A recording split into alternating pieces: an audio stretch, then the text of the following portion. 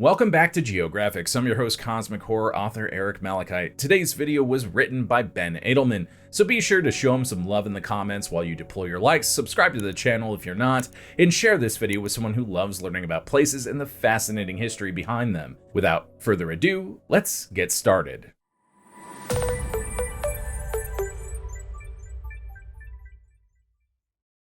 Many cities around the world, despite having long histories, are best known for one particular historical moment that has defined the place ever since. Some of these are good connections, such as the American city of Philadelphia having hosted the signing of both the Declaration of Independence and the US Constitution, and some are not, such as the German city of Nuremberg's association with Nazi atrocities, and some are just tragic, which is the case with the Japanese city of Nagasaki. It has the unfortunate distinction of being one of only two cities on Earth that have been targeted by an atomic bomb, resulting in widespread destruction as well as the deaths of hundreds of thousands of people, both immediately and in the years since. Discussion about the bombing, including descriptions of the obliterated wasteland around the hypocenter of the blast and the horribly burned and disfigured survivors, the morality of using the bombs, and their impact on the end of World War II have dominated the history of Nagasaki ever since 1945. Despite the fact that the city had, in previous centuries, a profound impact on both Japan and the world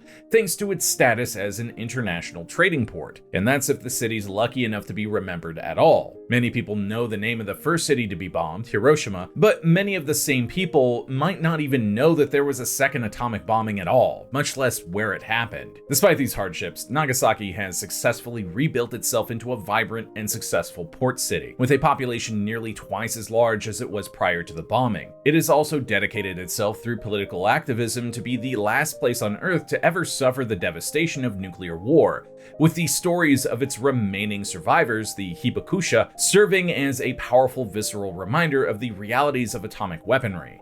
This is the story of Nagasaki, starting not on August 9th, 1945, but 500 years earlier, when the city was first founded.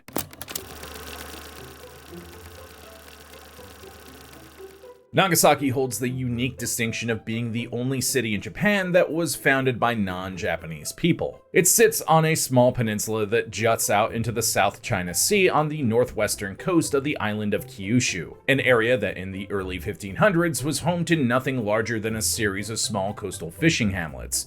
Things changed with the arrival of trade ships from Portugal beginning in 1543. After an initial period of wariness on both sides, the Japanese and the Portuguese soon established a prosperous trading relationship that benefited both. Once a year, a huge Portuguese carrack known in Japan as a black ship came to Japan from Portuguese ports in India and China, carrying all manner of exotic and highly desired goods. Silk and porcelain from China, horses from Arabia, and European manufactured goods such as clocks, glassware, and wine. These were traded for Japanese copper, silver, and Japanese-made crafts. But the Nanban trade, as the Japanese called it, was passing Kyushu by. The island was hamstrung by the lack of a major deep-water port that the traders could dock at. One of the local daimyo, or feudal lords, Omura Sumitada, offered one of the small fishing villages under his control, Nagasaki, to the Portuguese as a trade port in 1571. And it very quickly became the center of foreign trade,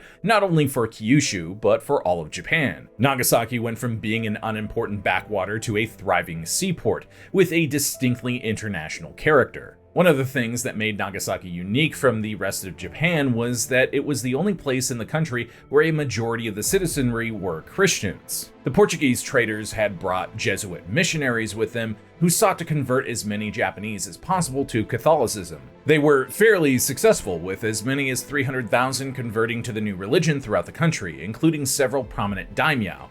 Omura Sumitada was one of the first. For many of the lords, conversion to Christianity was as much a strategic decision as it was one of faith. This was the Sengoku, or Warring States period, when Japan's central government collapsed and the various daimyo fought each other in a series of wide-ranging civil wars for increased territory and influence. The Portuguese were a potential game changer in this ever-evolving struggle.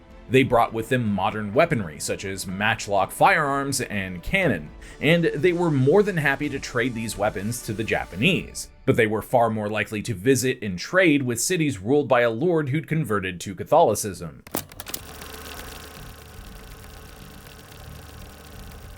Not everyone was impressed by the newcomers, however. The powerful Lord Toyotomi Hideyoshi, one of the great unifiers of Japan, was consolidating his control over most of the country, including Kyushu. He didn't trust the Nanban, seeing the Christian converts as destabilizing influences that could undermine his rule. He began a systematic crackdown on Japanese Catholics, eventually banning missionaries from the country and outlawing the new religion altogether. In one infamous incident in 1597, Toyotomi had 26 Catholics crucified on a hilltop overlooking Nagasaki, later becoming known as the 26 Martyrs of Japan. They were only the first of thousands who would suffer death rather than give up their religion. Eventually, in the 1630s, the now ruling Tokugawa shogunate decided the Portuguese were more trouble than they were worth and threw them out of Japan entirely. This was part of a new policy of sakoku, or national isolation, when most of the country was closed off to outsiders.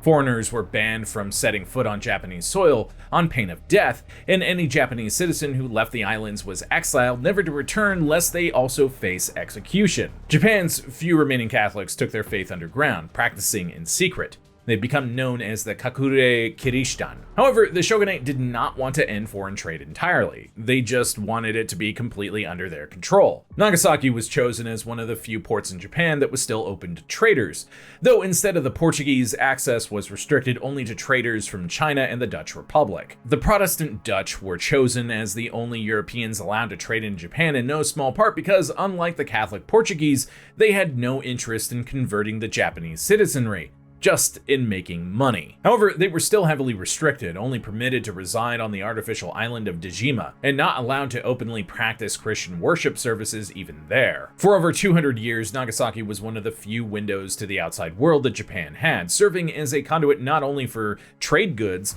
but also modern learning and outside culture as well. Renaissance scholarship came to Japan through Dutch language books. Eager students flocked to Nagasaki to partake in the new Rengaku, meaning Dutch learning. The Japanese learned much about the ongoing industrial and scientific revolutions through the Dutch, which is usually credited as the reason for why Japan was able to so successfully modernize itself in the late 19th century after the country was forced to end its isolation policy by American warships in 1853. Despite the Portuguese having been gone for centuries, they still had a distinct cultural impact on Japan, particularly in and around Nagasaki, that has lasted to the present day. It can be seen most clearly in the city's cuisine. Regional delicacies that have become national favorites, such as fried tempura seafood dishes and castella or castella sponge cakes, were introduced to Nagasaki by the Portuguese before being modified to suit Japanese tastes.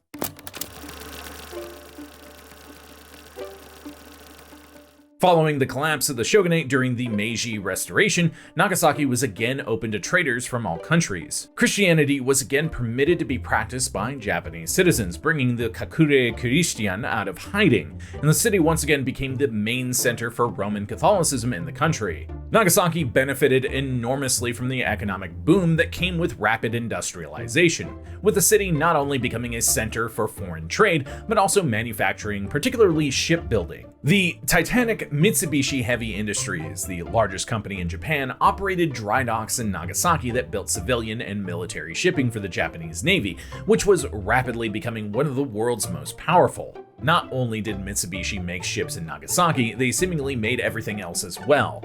At one point, they employed 90% of Nagasaki's labor force. As Japan became more militarized leading up to World War II, more and more of that industrial capacity was being turned to military production. The torpedoes that were used on the battleships in the attack on Pearl Harbor were produced in a Mitsubishi factory in Nagasaki. The city's labor force became younger and included more women than men as the war dragged on and more men were pressed into military service. By 1945, children as young as 12 were employed full-time in factories or in civic jobs such as driving streetcars, which were the main means of transportation in the city at the time. Nagasaki's roads hadn't been paved yet. Government propaganda had been telling Japanese citizens for years that they were the divinely chosen race destined to rule over all of Asia, and that other races, particularly Westerners, were evil monsters. Anyone who questioned this line of thought faced severe punishment. However, by August 1945, most Japanese citizens were realizing that the war against the United States was not going well for them at all. News of serious defeats across the Pacific had evaded government censorship attempts, not to mention Allied planes were now routinely bombing bombing Japanese cities. Nagasaki had been hit by American bombers on 5 different occasions, but overall, the city had been spared the damage wrought on other cities, like Tokyo, which had been heavily firebombed. What no one in Nagasaki knew at the time, of course, was that the Americans saw the largely intact city of Nagasaki as one of the best possible candidates to test their new, terrifyingly powerful weapon on.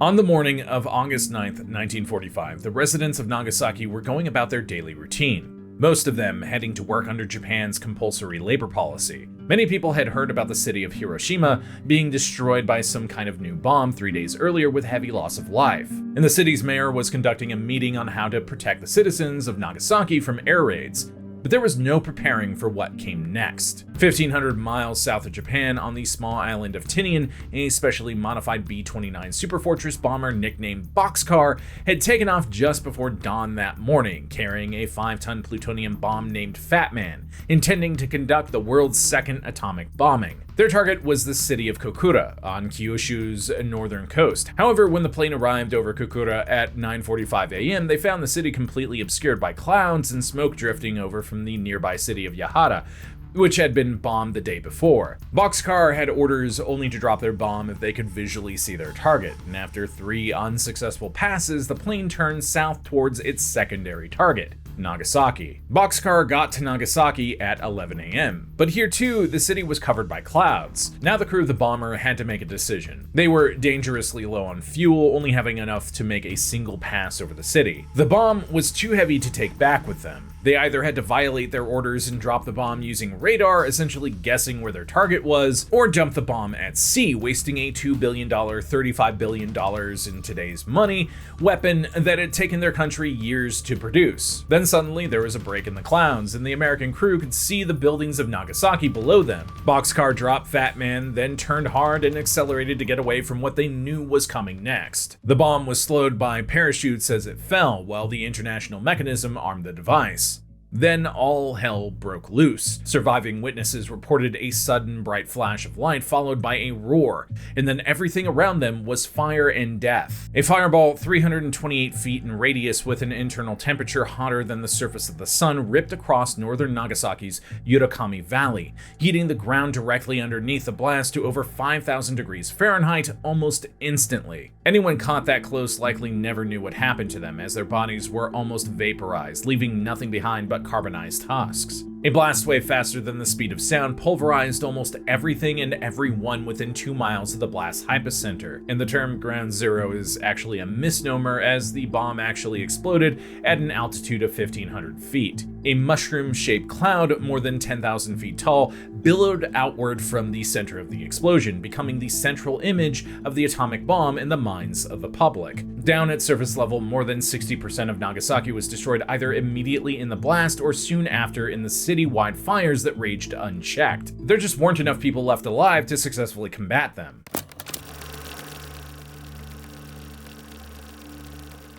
As bad as the damage to the city was, it could have actually been worse. The bomb was actually dropped 1.5 miles north of where it was supposed to, and the walls of the valley contained much of the explosive force of the bomb, leaving much of Nagasaki still standing. As a result of this, the Nagasaki bombing was far less destructive to both men and material than the Hiroshima event, despite being a more powerful explosion. Not that this was any consolation to the people of Nagasaki, however. An estimated 35,000 people died instantly in the bomb blast, while tens of thousands more were seriously injured. Men, women, and children suffered ghastly injuries, including the skin being completely burned off of their bodies in many places. Much of the city's emergency medical facilities and personnel had been wiped out in the blast, creating a serious crisis with so many injured people and no one to treat them. And that was before the worst of the bomb's effects revealed itself. It would take a while for the people of Nagasaki to realize that many of the survivors of the bomb blast, known as the Hibakusha,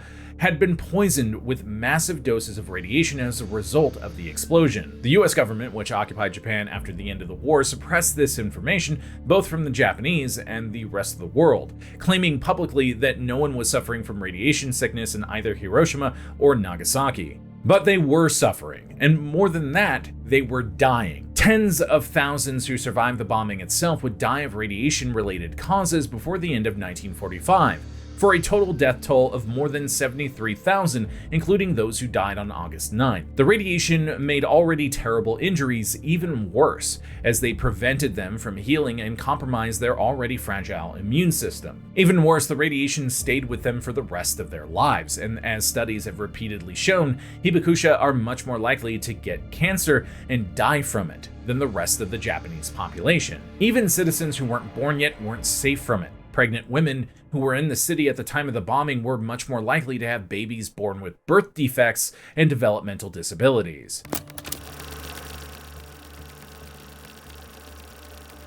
It took Nagasaki years to rebuild. The city was hampered by a nationwide economic crisis following the end of the war and the American occupation. The huge corporations like Mitsubishi that had controlled much of the Japanese economy were dismantled by the Americans. And since the country's new constitution outlawed an army and navy except for self-defensive purposes, production of armaments fell to almost nothing. However, beginning in the 1950s, Japan experienced a dramatic turnaround in its economic fortunes, known as the Japanese Miracle. The country successfully transformed its economy, becoming the third largest market in the world by the 1970s, and once again, Nagasaki was included in this boom. Her massive factories were converted back to civilian shipbuilding, and today the city produces some of the largest cargo freighters in the world. International trade has also rebounded. But this good fortune did not generally extend itself to the hibakusha, particularly those who had suffered severe burns and were left with heavy visible scars over much of their body. For decades, hibakusha were discriminated against by other Japanese citizens who believed erroneously that the radiation exposure they'd suffered could be passed on to their children or that it was contagious. They found it difficult to get and hold a decent paying job, and their marriage prospects were heavily curtailed. Many of them spent the rest of their lives impoverished, struggling to pay large medical bills for their ongoing health issues caused by their injuries or the radiation in their bodies. It would not be until decades after the bombings that Japan's government passed legislation covering medical bills for conditions related to the bombings. For many years, most Americans believed that the atomic bombings on Japan were justified. Not only had the Japanese attacked Pearl Harbor, starting the war, their troops had committed atrocities on Allied soldiers and civilians across the Pacific, leading to many convictions for war crimes after the war ended. Not to mention, according to the US government, it brought the war to a much quicker end, forcing the Japanese to surrender and preventing an invasion of the Japanese home islands, which was projected to cost hundreds of thousands of American lives. More recent scholarship has challenged this orthodoxy, and the resulting debate could cover an entire series of videos, but that's beyond the scope of this video. Many Japanese, including hibakusha, are similarly divided about it. Many claim the Americans had committed a war crime, particularly in the first years after the bombing, when reports of their injuries were censored or dismissed as propaganda. Others blame their own government for taking on a militaristic bent and leading the country into war. This sparked outrage across the country, particularly in right-wing circles, and in 1990, an extremist shot Motoshima in the back outside Nagasaki City Hall in an assassination attempt. Motoshima survived and would serve as the city's mayor until 1995.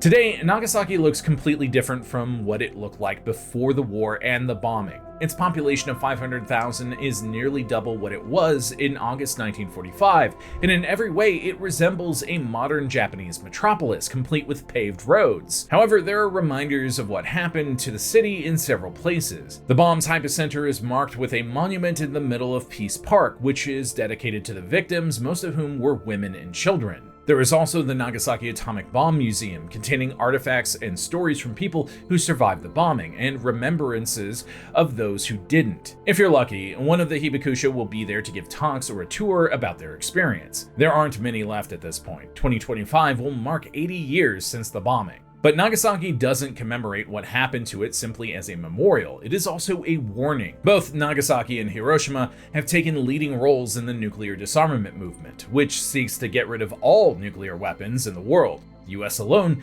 still has over 5,000 warheads in its arsenal, most of which are orders of magnitude more powerful than the bombs used on Nagasaki and Hiroshima. The stories of the hibakusha, many of whom did not tell their painful and traumatic stories until a few years ago, serve as a powerful reminder that nuclear weapons are not theoretical. We've seen what happens when we use them, and it is not pretty. Nagasaki wants more than anything to be the last city in history to experience the horrors of an atomic bomb. I hope you learned something today, and if you enjoyed this video, be sure to deploy your likes, comment down below for Ben Edelman, and share this video with someone who loves learning about places and the interesting history behind them. Subscribe to the channel if you're not, and I'll see you next time, Space Cowboy. I'm Eric Malachite. Thank you very much for watching.